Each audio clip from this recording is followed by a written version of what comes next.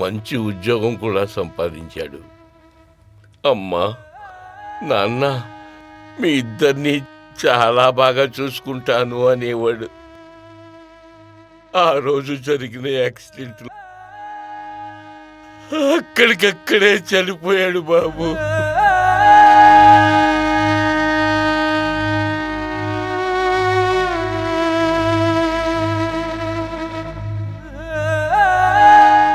నష్టపరిహారం తీసుకోవడం నాకు ఇష్టం లేదు, కానీ రోజు రోజుకి శక్తి తగ్గిపోయింది. నా భార్య ఆరోగ్యం కూడా అంతంత మాత్రమే.